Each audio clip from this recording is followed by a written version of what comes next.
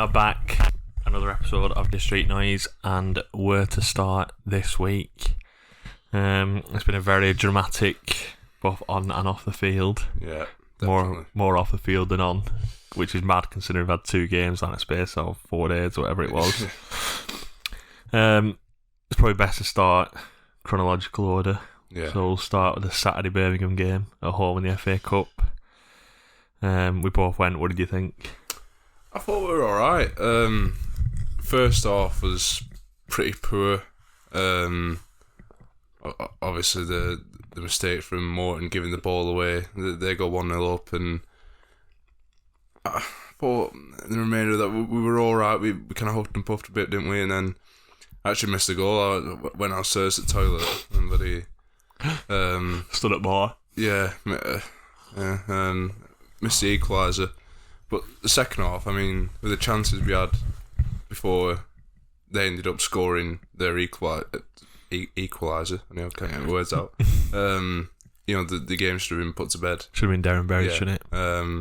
Long before that, so frustrating in that sense. But it weren't the worst performance in the world. But no, just I think not how bad Birmingham were, but how little they created and how little problems they give us to concede 2 goals in the first minute and the last minute. It's just we've played worse than that and not conceded or only conceded once. It's conceded 2, and it's I don't want to blame Kaminsky because he's been class this season, but both goals he should be saving. I think it's more frustrating that in the FA Cup, Pers and the League Cup, he's been playing every game, played well in most cup games.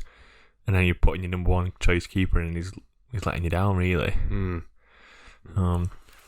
mentioned the mistake that Tyler Morton made as well for the first goal, giving the ball away. And I don't want to get on the young lad's back because... but you don't want to, that's all we've been doing since he made that mistake. But it's just... If there is something in the contract to the loan agreement with Liverpool where he has to play so many minutes, I'd rather know. Because if it's Thomason picking him on performances, then that's worrying for me. Yeah. I'd rather him come out and say, listen, he has to play 80 minutes, otherwise get fined by Liverpool, or we don't get as much money from Liverpool. Right, that's fine. At least we know the reason why. But if you're picking him based on performances, that's when I'm going to start getting worried, because he doesn't deserve to be in the team. So what are you seeing? To me, it's crying out that is the case. I mean, it has to be. Yeah. But especially that first game, because he was on it. He was on a yellow. He was looking the most tired. He obviously gave the ball away for the first goal. I know it was in the first minute, but him and Buckley, if you were thinking about making a sub, surely he was the obvious one to come off. Buckley would have stayed, not on a yellow card. It was tidy on ball. You're going to bring a runner on in Travis or Garrett, so surely, Morton was the obvious one to come off. Yeah, I think everyone in the ground thought he needs to come off. He's on a yellow. He can't commit any tackles on break. So, what? When the board came up for 21, I was absolutely fuming. Yeah, I mean, there's been a few people, talking about it on Twitter after the game, and for the last few weeks, really. People are surprised, and ourselves included, that neither of the main Rovers journalists, Rich Sharp and Elliot Jackson, have brought it up to Thomason. Yeah. About the Morton deal, because like we just said, there has to be some kind of condition. Well, the fans want to know, don't they? That's one of the things that we want to know. So why aren't they asking them questions? Sure, that's their job as the reporter for Blackburn Rovers, to get across the questions that the fans want answers to. It's good to see Bradley Dack back to his best. So definitely, yeah. It's like a new signing. We love a cliche. The feeling is that he's like the only hope in it, really. Yeah, he is. With the way this season is going, he's trying to keep the season going. Yeah, but that's how it feels. One man mission. I was going to mention Saturday's game. It feels like every week we're kind of alluding to the fact that at some point we're going to have to improve and performances are going to have to pick up, and it's just not really happening. And he's like the only kind of exception, shining light, and the only chance we've got, it feels like at the minute, is if he carries on this form that he's been. Is it what, three goals and an assist in his last so many games? So since the Preston game, he's either scored or assisted in every game, hasn't he? Yeah. So apart from the League Cup game against Forest, is that right? Well, Sunderland as well. Where? I think apart from those Who two scored games, against Sunderland? non-goal, weren't it? Oh yeah, it was. So it was. Yeah. Free kick. Yeah, he's been brilliant since the restart, hasn't he? So, yeah. But yeah, coming off the pitch, coming out the ground, shall I say, on Saturday, all eyes turned to what the club would do. There was mention. Well, some of the fans were asking for free travel. Obviously, Birmingham put it on for 10 coaches for their. It was a quick turnaround. We were playing Saturday, Tuesday. I mean, I think 500 fans went, which is about 10 coaches on Tuesday. So, and the coach travel for adults were £20 a go. So for 500 adults, you're talking £10,000. My maths is correct. Yeah. Yes. Is that about that? Is that a massive cost for Blackburn Rovers? It's £1,000 off every player that's involved in the squad. It's going to bring up questions when Birmingham have done it, and then I think for such a short turnaround as well. I think Rovers really kind of wanted to avoid. Well, they wanted to avoid a replay to avoid fixture congestion as well, and the clash with deadline day and stuff like that. But that's one of the reasons why they wanted to avoid a replay, because they kind of get put in that situation after Birmingham did it. And it's one of them things you would have liked to have seen, without a doubt. But I don't know whether but who's making that decision? I don't know. It's. But surely, there has to be a point where, at the start of the season, they set aside some money for free travel to one away game or one. It's going to have to become where. I mean, I feel like we're asking for stuff for free all the time. We're asking for reduced prices or something. But just do something. Just offer anything you can do. I remember back years ago. I remember we played Charlton. We got the Ali O scarves on the seats away from home, and it no one expected it, but it felt like Christmas Day as a Rovers fan. You get a free scarf to show all the appreciation for the away support, and then now it's just you're getting V's. That's just what it is. I don't know. I don't know what the answer is. So I went to the replay on Tuesday, and I didn't watch it. I just listened to it on the radio. Radio made it sound a lot more exciting than I think it actually was. It didn't sound like the greatest game classic. In the world, did it? No. I think when you kind of look at the stats, obviously we didn't watch the game, but when you look at the stats, the radio made it sound a lot more like Rovers were the better team when Birmingham actually had quite a few chances. Pers made some good saves as well, looking at the highlights. And like you said, Birmingham had more chances, so yeah. But it's good to go through. Smodic obviously crosses it in, the own goal, which is unfortunate for the young lad, but fortunate for us. It's just a shame that it took 120 minutes of legs off people. Yeah. Especially going into some crucial games in the league. We need to win on Monday. So as we get through, the draw had already been done on the night before on the one show. So the draw in full is Southampton will play Luton Town or Grimsby, which will be Tuesday night. That's been selected for TV, hasn't it? Was it? Oh, it's Nathan Jones derby, innit? Leicester City versus Blackburn Rovers. Stoke City versus Brighton and Hove Albion. Wrexham or Sheffield United versus Spurs. That's going to be on telly, surely. Yeah. So, whoever gets through. Them two, Stoke, Brighton and Wrexham, Spurs. Fulham or Sunderland versus Leeds United. Bristol City versus Manchester City. Man United versus West Ham. I feel like that's been an FA Cup 5th round game for the last 15 years. Yeah. That has always... Yeah. I remember the Di Canio one where Barter's got his hand up. I remember the Payet free kick one. Yeah. I was just about to say the Payet free kick. Was that not the same year that West Ham knocked us out? I think so, Must have yeah. been, It's like, I'm sure that was a quarter. Brave No, weren't- it yeah. might have been to get to the quarter final. I think it might have been the 5th round. no, they beat us in 5th round, didn't they? Oh, yeah, so they did. So it must have been the quarter final. Did they not beat us in the 3rd round? No, at 5th. Alright. Ipswich Town or Burnley versus Sheffield Wednesday or Fleetwood. So 3 League One teams in that draw, and obviously Burnley. Which does affect us, because if Burnley beat Ipswich Town in the replay, and then beat one of the League 1-2 teams in the next round, then the Burnley game will be moved, because that's the same weekend as the FA Cup quarter-finals, isn't it? Which means we'll play them middle April, end of April. Yeah, it's looking that way.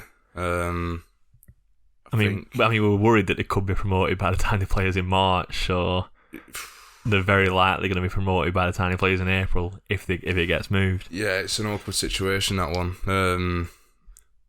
I think with how congested the fixtures are between now and the end of the season, I think the most likely date, if it does have to be rearranged, is either Tuesday the 24th or Wednesday the 25th of April, which is like, I was thinking about it the other day, and I was like, that's too close to end the season. That's like 4 games left that stage of the season, isn't it? Even if they are up, you know, if we're still where we are now, they're going to be out to stop us getting playoffs, aren't they? So yeah.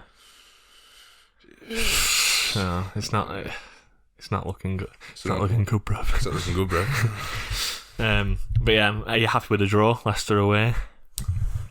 Yeah. It's a new ground. I've not been there before, so Do you think it's winnable? I think so, yeah. Yeah. I mean, Leicester's fighting it out down there, aren't they? So Yeah. They're struggling in the league. They're going to want to rest players probably. Won't be prioritising the cup. I think if we go there, and I feel like we say it every game in the season, it depends what kind of Rovers turns up, but if we go there and put in a strong performance, I think we've got a really good chance. When the draw came out, I were a bit kind of deflated, a bit flat, because it's like, it's a Premier League side away, but it's Leicester. To be fair, they're probably one of the biggest Premier League sides left, apart from United, West Ham and City. Yeah. So, and Spurs, obviously. So you've got them 4, but any other team would have been a deflation, really, wouldn't it? Out of 16. Yeah. There's not many teams that you think, oh my god, that's a massive tie, which is good this year for the FA Cup, because. Yeah. But I just think it's a bit dodgy how United, City, Spurs, and that's it, have all managed to stay away from each other. I think they're praying that all them 3 make it to the semi-final to make it somewhat interesting for the TV. Yeah. So when it first came out, I were a bit disappointed, but I'm actually quite looking forward to it now. So. Yeah, it's just annoying that it's in midweek, innit? Yeah. It'd be good to be on a Saturday. So, the same night as the Birmingham game was transfer deadline day. It was. Here we go. Now, where do you want to start with transfer deadline day? So I'll start with the club's statement, I think. Yeah. So, Blackburn Rovers released a statement. Is this today's or yesterday's? Came out yesterday, didn't it? And then Broughton has, had his meetings, had an interview, sorry. He's come out and done the interview today, so the statement is, the club would like to update our supporters on a situation concerning trying to bring in 2 players prior to the 11pm transfer deadline on Tuesday, January 31st.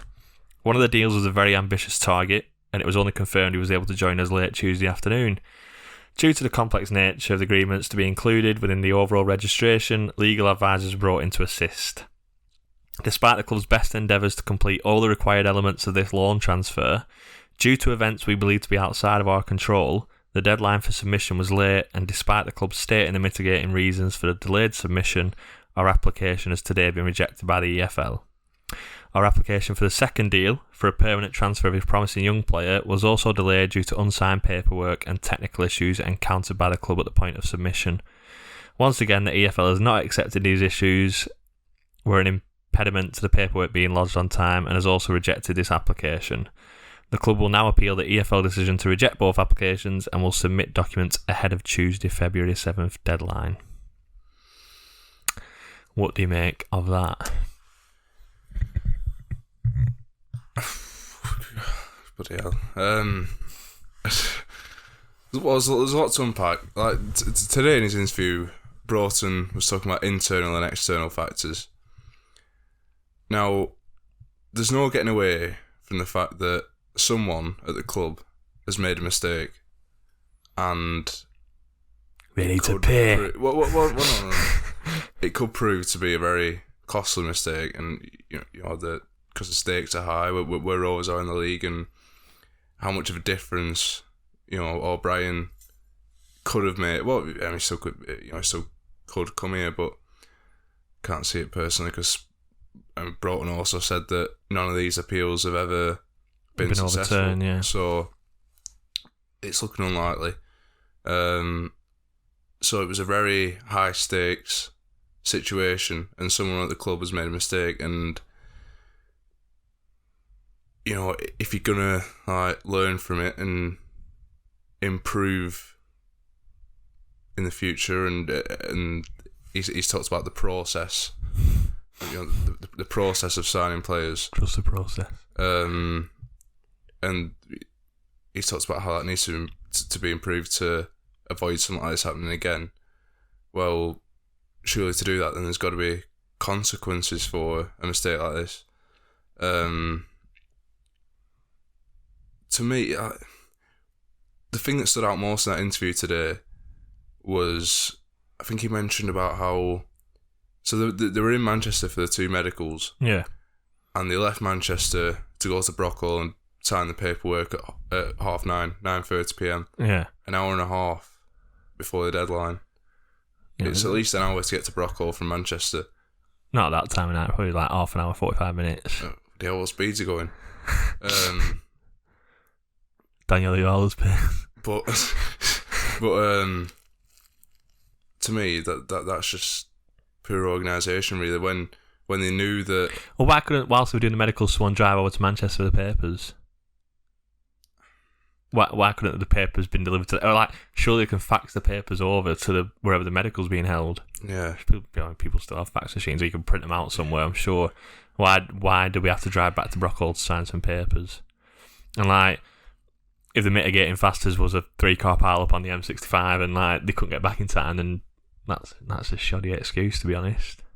And I mean, the interview today, it looks well on Greg. He's took responsibility, and I think he's not quashed the supporters' concerns, but he's talked about things that we're more concerned about. Where Yondor Thomason's pissed off. He's trying his best with the tools he's got, and he's asked for these players that one's a loan, one's a young player, so he's going to be cheap.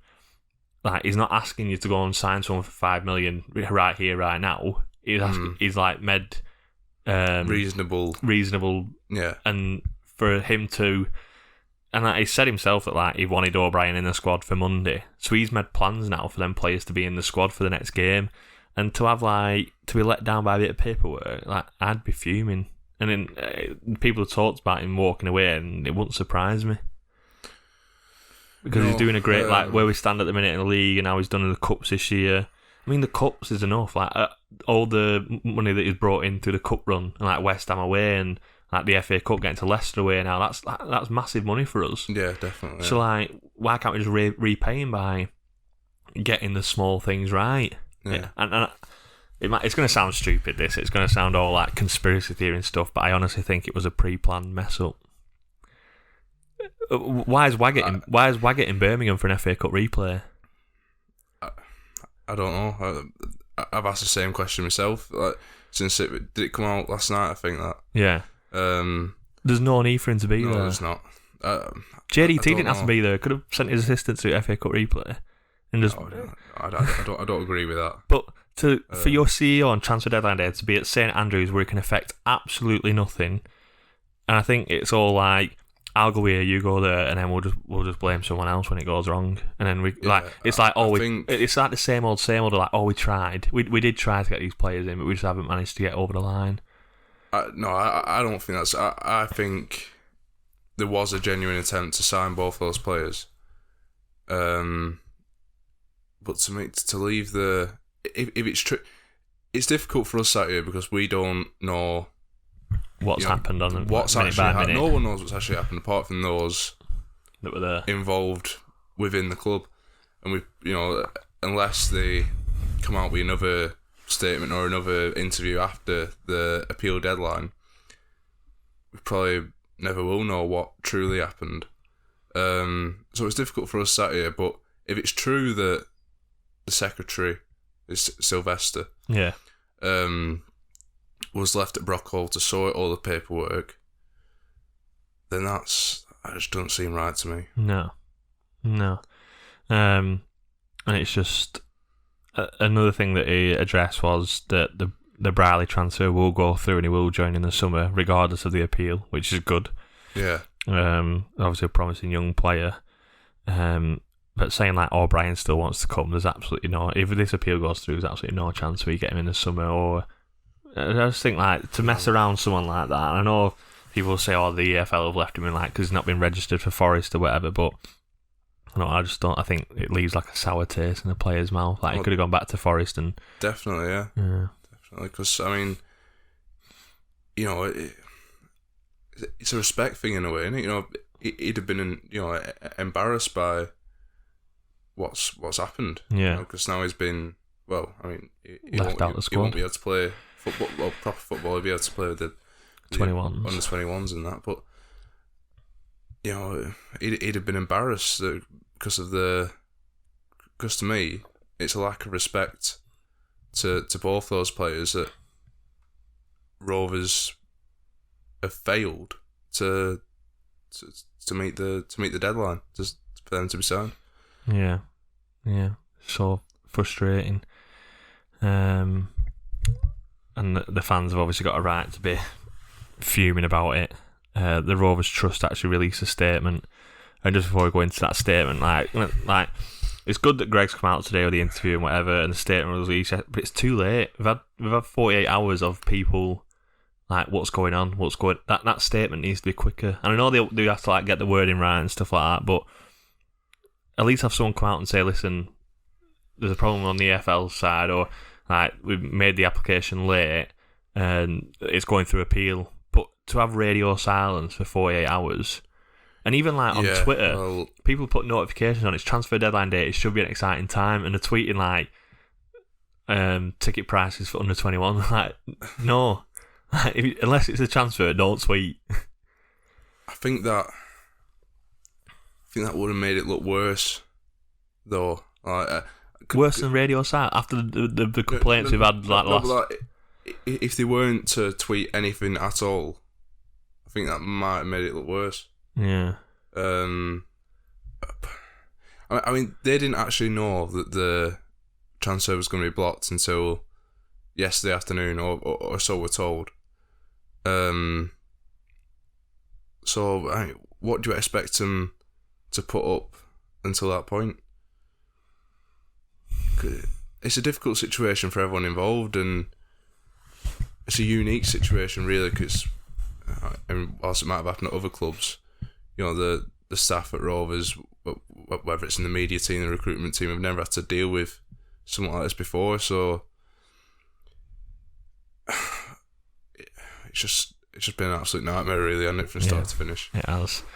So the Rovers Supporters Trust Board put out a statement saying, for over a decade, the Blackburn Rovers Supporters Trust has been imploring the owners and those they have charged with running the club to engage with the wider supporter base and listen to our concerns over the way the club operates. The last 48 hours have once again demonstrated a distinct lack of care and attention from those entrusted with the running of the club and, by extension, the owners.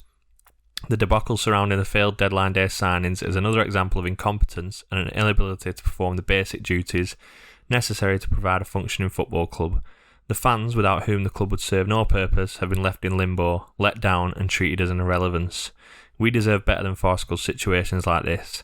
Having witnessed a poor second half to last season, there was something of a renewed sense of optimism surrounding summer appointments at the club. Now the remainder of our season appears to have been sabotaged by carelessness. Again, we implore the club to engage with us. Swaths of empty seats, closed stands, record low gates and seaward redevelopment should all be an indicator of current supporter feeling. We have attempted to convey the mood of the fans and offered ideas, initiatives and assistance to help address this. However, embarrassing situations like this will only serve to turn apathy into anger. The fans are the beating heart of any club. We are the Rovers. But after over a decade of neglect and disappointment, Many of us have never felt so detached from the club. Change is long overdue. We expect the individual or individuals responsible for this latest fiasco to be held accountable. On the back of the excellent fan-led review of football governance and the imminent government white paper, the Rovers Supporters Trust calls on the club to form a strategic alliance with a wide range of elected supporters in the form of a shadow board, with the Blackburn Rovers Supporters Trust at the heart of it to ensure the long-term future of the club. Catch my breath now. Breathe. So what do you think of that? I resonate with it in, the kind of the frustration, because it does feel like every time we kind of get somewhere, we wipe the slate clean and we bring new individuals in, like we did in the summer with Broughton, JDT. It feels like we just come up with this, huge mistake, or and then it just reminds everyone of that we're still in that we're kind of still in a bit of a mess. Yeah. I think it's a lack of communication. It's the fans being treated as irrelevant, and we've spoke about it millions of times on the podcast already about. I genuinely believe that the fans are treated as irrelevant, and the less fans on a match day, the better, because of cost, and we're basically being forced away from the club. I mean, you text me today, Bolton's early bird season ticket deals. Yeah. Was it $219 for an adult? Yes. So the prices are frozen. Early bird deals from $219 for adults and $35 for juniors. Yeah. I mean, that's they could be playing championship football next season if they go up through the playoffs. In the playoffs, aren't they? So they're in the same position as us really now. Yeah, and you work that out over 23 games. It's £9.50 a game. And what, 2 adults and 2 kids is probably cheaper than an adult and a child at Rovers. So like if you're from like Chorley Way, or you're from Edgerton, like far side of Darwin Way, Edgeworth, and you've got a choice between going to Rovers on a Saturday or getting a season ticket, say you're off every weekend, your kids getting into football, you can go watch Bolton for half the price you can at Blackburn. You're straight on the motorway, straight to the Middlebrook in a massive car park, straight off afterwards. I'm probably guessing the replica kits are even cheaper than ours, knowing Oh, that's another point we can make. I mean, we spoke the last few weeks about the engagement and offers and stuff like this. Well, I saw on Twitter last night that someone went into the Rovers store, and this has been the case for a while actually, that this person went into the Rovers store and there was no replica kits at all. No. So I've actually got notes about this. So I don't know when this question was asked, but it must have been like a fans forum. But in response to a question from JW, I don't know who JW is, but thank you for asking it. Steve Waggett stated that supplies of Rovers kit was almost sold out, with a little of the away strip and some small children's packs still available. The stock order from Macron was for 12,000 shirts, the same as for the previous season, which had not sold out. This season's kit sold very quickly. Overall, the club had sold over 1 million worth of retail stock for the second year running. The club had obtained a small extra stock from Macron's warehouse in Bologna. They had investigated making an extra order from the main suppliers in China. There were challenging issues with the supply chain, and Macron could only estimate a delivery date in late April or May, even with air freighting, which was obviously not practical for the club. At the moment, the club were planning a similar order for 23-24 stock. Forum members encouraged the club to increase that order if at all possible. Whilst it was very encouraging to see higher sales at full prices, there really needs to be stock available for Christmas purchases. Right, so he's ordered 12,000 kits and we've made £1 million in revenue. We didn't sell that last year, but I thought last year's kit were very basic. I know it's what people have asked for, the red and black halves and the blue and white halves. I thought they were basic kits. They looked a bit cheap. The collars made it look cheaper than they were.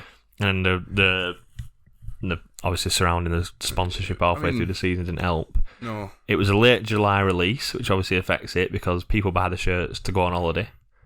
When was the last time we had a shirt out before the end of the season? We used to play the last home game in next season's shirt. Yeah. So why can't we do that now? So, we didn't sell 12,000 last year. The kits this year are a lot nicer. There's been thought put into it, like the Lancashire Rose and the red one, the Blackburn badge and the blue one. It's that retro thing of like going back to an old kit, and they're obviously going to be more popular. But you could buy 20,000, and if you only sell 15,000, you sell them next year at a reduced price. I think he's so bothered about waste and like spending money on stock and then not making that money back. And it's same like on a match day, like why can't we pour 1,000 beers, and then if you only sell 900, then sell the 100 left for £1 a pint outside or something like that. Yeah. Like he's so bothered about like not having any waste. It's like, so if you bought 15,000 shirts and there were 3,000 left, and we got to the playoff finals, them shirts would be gone straight away. You could get the embroidery on the chest that say like 17th of May, Blackburn Rovers versus West Bromwich Albion playoff final, Wembley. Yeah. You could sell them for £100 a piece and people would buy them. Yeah. Like, I don't understand that. It's so frustrating. Like, it's so obvious like what you could do and like what the potential is, but to like, again, it comes back to that. I don't want to spend money on stock and then not get the money to return. But I think surely the 12,000 you're near about sell every year. I think he's just been given a £1 million target, and as soon as he's passed that, he's not really asked about the rest of it. And it goes back to the season ticket. He'd rather sell 8,000 at £400 than sell 16,000 at £200. Yeah. Because I think if we did go to that route of £200 season ticket, we would sell 16,000. We saw it against Birmingham. There were 10,000 home fans on at £10 a ticket. And then people say, yeah, but that's like a normal league. Well, yeah, because there's 8,000 season ticket holders, so you only get 2,000 walk-ons, but I don't think all the 10,000 were season ticket holders. You're probably getting new people down, and then they look at the next game and it's £25 a ticket, so they don't come back. I was thinking about it today, and I think we were talking about last week how our cheapest season ticket is $429. Yeah. So, you know, over 23 games, it's like, it's still, what, it's not quite 20 quid. It's like £19.30 a game. Yeah, somewhere around there. And it feels like that's not that much.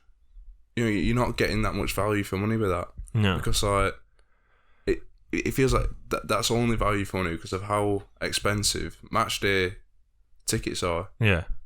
So you know, we just talked about Bolton, £9.50 a game.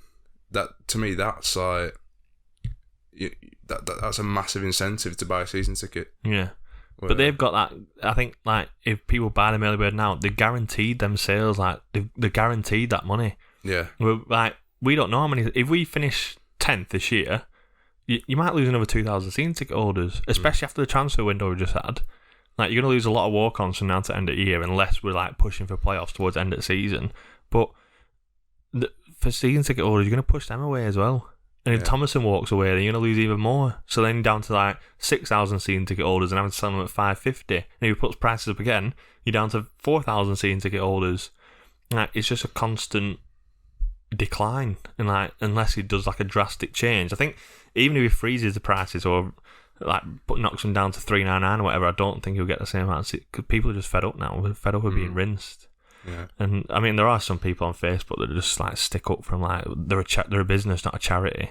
I'm not asking you to be a charity. I'm not asking you to give stuff for free. I'm asking you to give us a reasonable price. I was shocked last night to see some of the comments in the Rovers group. I think there's one in particular that I read, and it was something along the lines of, "Why is everyone overreacting about a midfielder who's only marginally better than what we've got and some young lad from Rochdale?" It's like, yes, it's disappointing. First of all, that's just absolute complete rubbish. It's disappointing that we've not signed them, but that's not the point. It's the failure to sign them. Yeah. I mean, Thomason wanted them. Is that not enough? Even if you don't rate them, like, our manager wanted them players, so that's enough. Yeah. Like for him not to get them players because of an admin error, is, I think it's unforgivable. But I mean, some people are like, there's too much negativity surrounding the club. Players read social media. We need to be more positive. Positive about what? Like, we can't, like, even if we signed O'Brien, you can't get a home shirt with his name on back. We don't even have any R's in club shop. Our most marketable player has 2 R's in his last name, and we can't get his name on back at shirt. Yeah. If we had any shirts, like, Ewood is a mess. Like, it's messy. It's grey instead of white. The stadium should be white, but it's grey because it's not been washed for years. Like, do people? I think the majority of people are saying like, "Oh, we need to be positive and stuff." Just don't go. Like, we're going to match days paying. I mean, we're seeing ticket holders, but like, adults are paying £28 a game, and then going on and a pint at all times £8, and then they come out the ground afterwards, and there's nowhere to go for something to eat or go for a drink, and you're stuck in traffic for 45 minutes. Yeah. Like, what is there to be positive about? Please tell me. Because even as a season ticket holder, I feel ripped off at the minute. Like, go and get a pint at all time, and like, spent best part of a tenner. It'd be interesting to see what the atmosphere is like on Monday. Yeah. Because I think whilst the statement yesterday and Greg's interview today will have, it's nice to see someone coming forward to take the responsibility for it and try and explain what's gone on to the best of his current ability, because obviously the appeal, it doesn't actually, take what's happened back, because it can't. Yeah. I thought it was it still happened, and so like, it doesn't in any way for me sweep it under the carpet. No, because you can't. It's that much of a cockle, costly. Well, yeah, and it could have such an impact on these next few months and the rest of the season that it will be interesting to see what the reaction is like on Monday. Yeah. I think it'd be good if it was like WWE, where he thought lights went off and O'Brien would just in centre circle all the time with his entrance music. Oh my God. It's O'Brien! It's O'Brien! Back up. Moving on to Monday night. Piers number 1? Maybe. I don't want him to be number 1 all season for anyone like, oh my God, I can't I just think it'd be a good kick up the arse for Kaminsky. Yeah. And obviously Pers' last game against Wigan was him almost being like shooed out the club by most fans in the FA Cup, and he's proved them wrong this year. So I think all he can do is take the opportunities that are presented to him. And so far this season, when he's played in the Cup, it's been brilliant, I think. Yeah. I mean, we've had keepers that come in and do it before. I remember Mark Bunn, when Paul Robinson was injured or suspended, he got a draw at Anfield and beat United. I think re-injured. When he got kicked in the head at Wigan, so he couldn't play with stitches. No, that was a lot earlier that season, I think. But Mark Bunn obviously comes in and makes a massive difference. So I just think, like, for a couple of games, Wigan at home, and then who got after that? Watford away. And just maybe give Kaminsky a kick up the arse, and I think against Wigan we should be beating them, and he should be keeping a clean sheet. It's quite funny really that earlier this season, if you'd have said put Pers in over Kaminsky, you'd have but it's not. I don't think it's. I don't want a replacement. I don't want like Kaminsky to be frozen out. I just feel like for 1 or 2 games, like you got to have competition, haven't you? And Pers has been. I think Pers deserves the chance. Yeah. Is there anyone else you'd drop? Does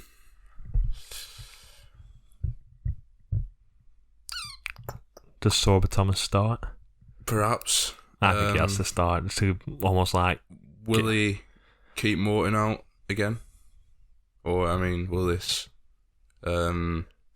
agreement with Liverpool that we keep keep suggesting exists mean he gets put back in? I mean, so when Travis came on against Birmingham in their first game, Morton obviously sits deeper, so then Travis is having to like move forward and like go and play like little progressive passes and like one-touch football, and like I don't want Travis to do that. I want Travis sat where Morton is, kicking people. I don't want you to go and get the ball. Like, that's not your game at all. Morton should be one further forward, creating stuff. So if you're not willing to do that, then Travis can't play next to him, because I don't think Travis is comfortable doing that.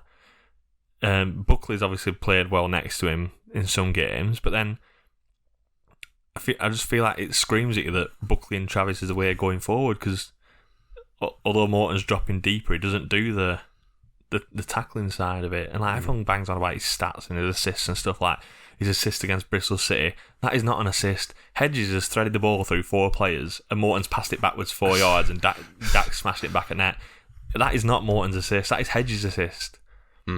Against Birmingham at home, the layoff to Costello, it hits him.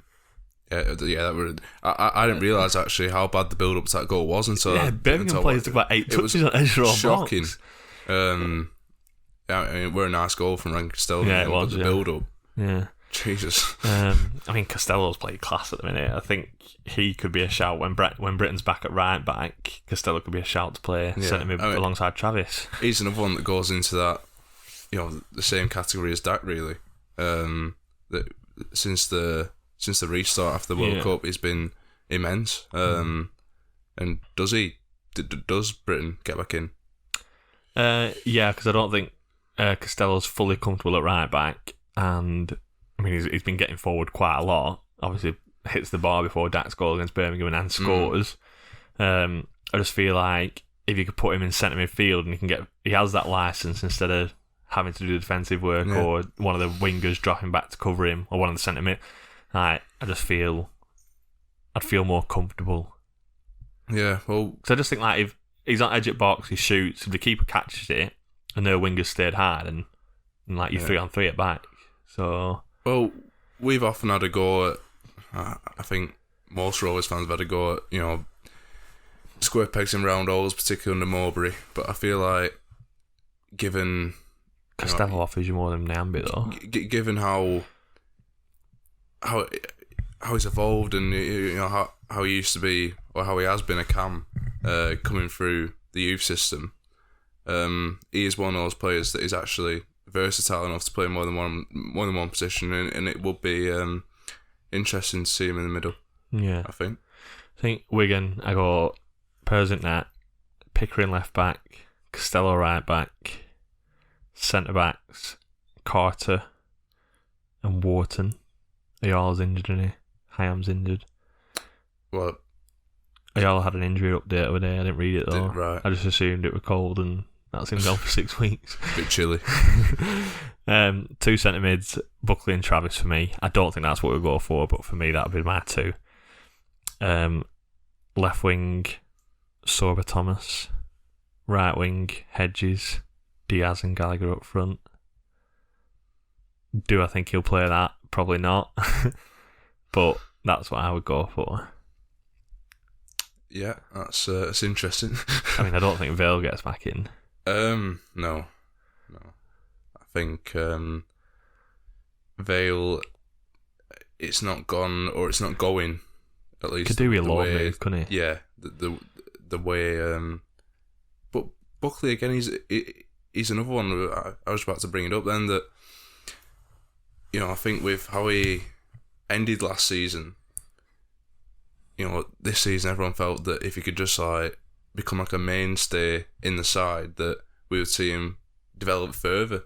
And it's just it's chopping and changing with Morton and someone else. Yeah. It hasn't really happened, and it's been a bit underwhelming this season. But that's not really that much.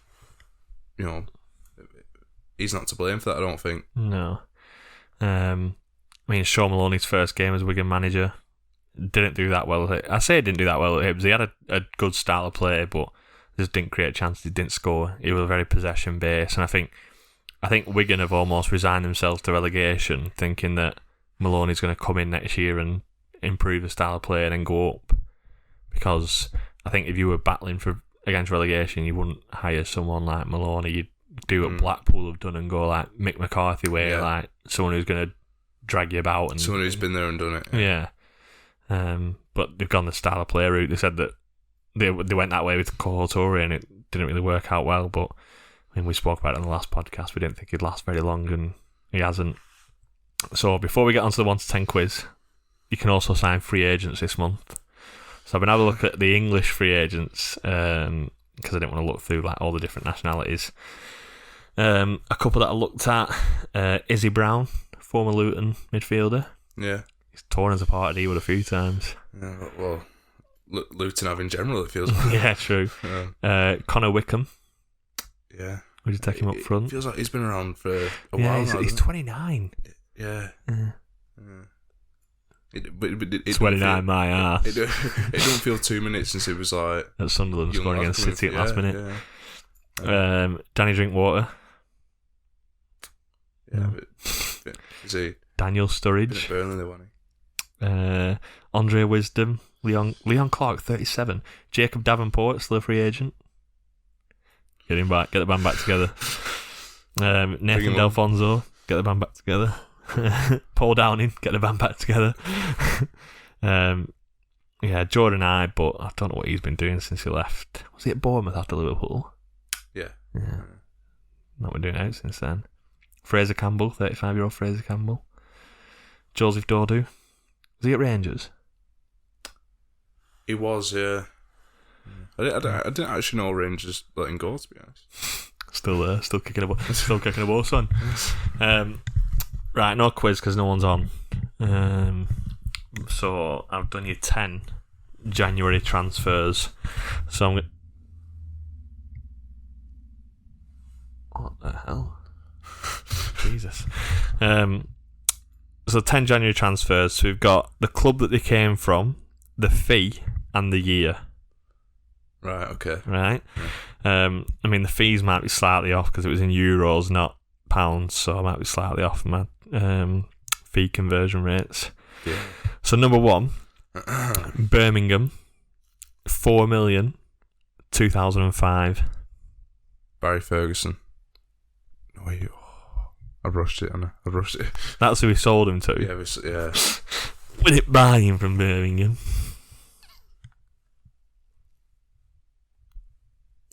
But right, come on. Savage. Yeah, Robbie Savage.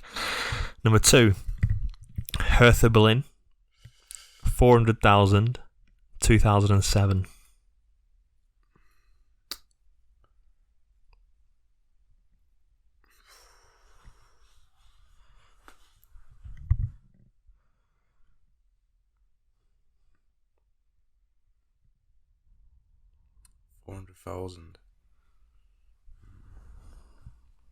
Samba. It is Samba, yeah.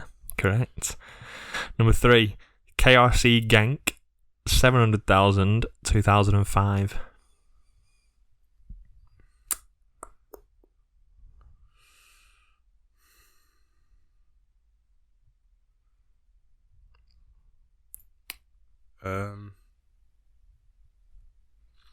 No.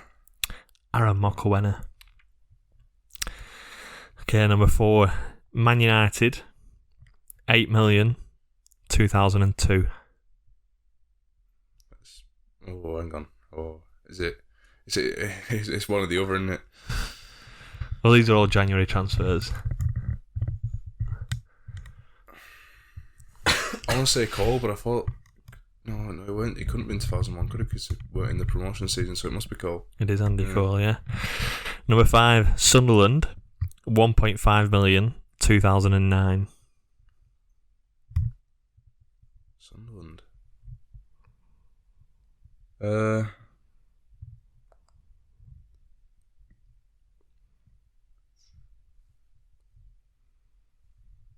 Play along at home.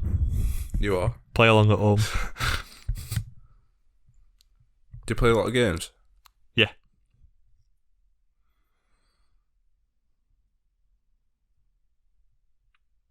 Go on. El Hadj Diouf. Number 6, Newell's Old Boys, 3 million, 2011. Rashina. Nope. Rashina was Barcelona B. Barcelona. Famika. Mauro Famika, yeah. Number 7, Hull City, 750k, 2014.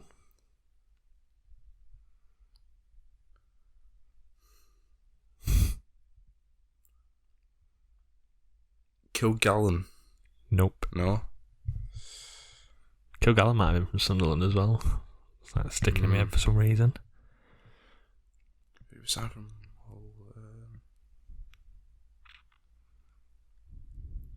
Go on.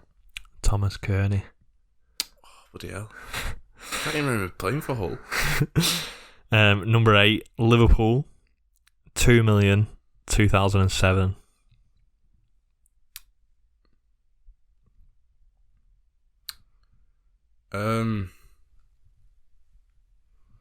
Stephen Warnock. Stephen Warnock is correct, yeah. And then number 9, Barnsley, on a free, 2016. Somebody shit then. He said it. He did score for us, I think. He definitely scored for us. I remember he scored like a tap in it last minute against Norwich, I think.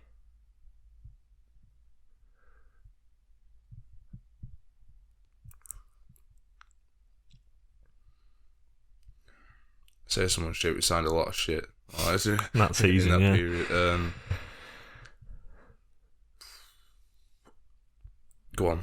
Simeon Jackson. Oh, God, he was brutal. Who was that tapping against? Yeah, like a rebound I know what. Ports in it back I know post. what goal you're on about. Yeah. How buzzing when we signed I him. think he scored. Thought we were a bagsman. He scored something like 2 in 16 for all. He was shocking. And the last one, I don't think you get this one. Saint Etienne on a free, 2010.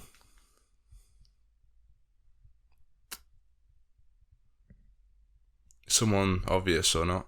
No, I won't No. say so. Saint Etienne.